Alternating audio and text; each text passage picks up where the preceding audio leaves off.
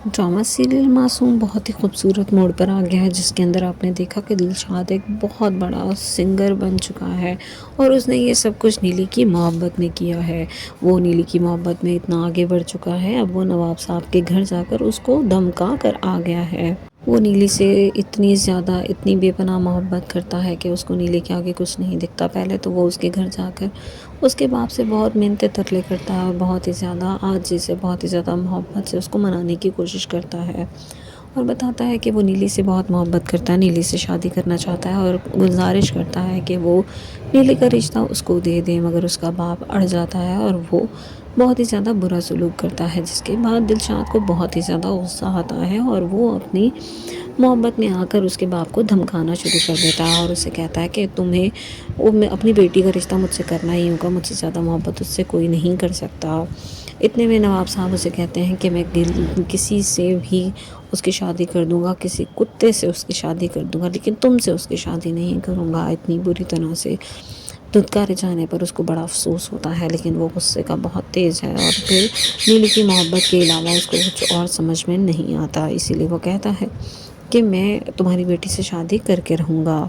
या वजदान की माँ वजदान से कहती है कि जाकर तुम नीली को वापस लेकर आ जाओ, जिसको सुनकर वजदान बहुत ज़्यादा खुश हो जाता है। कि तो उसकी खुशी होती है कि एकदम ही ख़त्म हो जाती है जब लैला वहाँ आती है और कहती है कि तुम्हें शर्म नहीं आती, तुम उस लड़की को मेरे बराबर लाकर खड़ा कर दोगे, तुम उसको यहाँ पर लेकर आना चाहते हो अपने लिए और तुम्हें इस बात की शर्म नहीं आती कि मुझे कैसा लगेगा। तुम सिर्फ अपनी माँ की बात मान रहे हो, ना सिर्फ अपनी माँ की बल्कि तुम तो दिल से भी यही चाहते हो कि तुम इसको यहाँ पर ले आओ। जो सुनकर वजदान बड़ा हैरान होता है। उसको अंदाज़ा नहीं था कि लैला उससे ये सब बातें कहेगी, लेकिन लैला जो अपने दिल में महसूस कर रही है वही बात उसने कह दी है। इसके बाद वजदान उससे कहता है कि तुम पागल हो गई, ऐसा कुछ भी नहीं है। तुम कहाँ और वो कहाँ, वो तुम्हारी बराबरी कभी नहीं कर सकते, तुम बहुत अच्छी हो, बहुत ख़ास हो।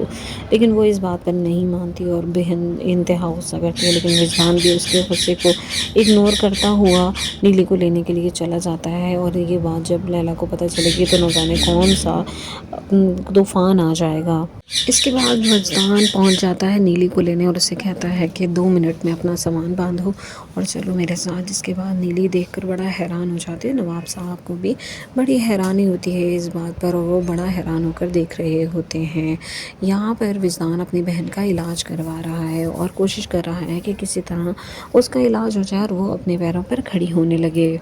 और इसके बाद वो अपनी बहन के पास जाकर देखता है तो कोई इम्प्रूवमेंट नहीं होती और बहुत ही ज़्यादा परेशान हो जाता है, चीखने चिल्लाने लगता है और कहता है कि तुम मेरी सब्र का क्यों इम्तिहान ले रही हो। अब अगर तुम ना बोलें, तुमने मुझसे बात ना की तो मैं अपनी जान दे दूँगा और तुम जानती हो कि मैं अपनी बात का पक्का हूँ। कि डॉक्टर्स ने उसको अच्छे से बताया है कि जब तक ये ख़ुद कोशिश नहीं करेगी ये कभी नहीं बोल पाएगी, इसलिए वो कोशिश कर रहा है कि वो इसको बुलवा सके। अगर आपको वीडियो अच्छी लगी तो वीडियो को लाइक कीजिएगा और चैनल को सब्सक्राइब करना बिल्कुल मत भूलिएगा।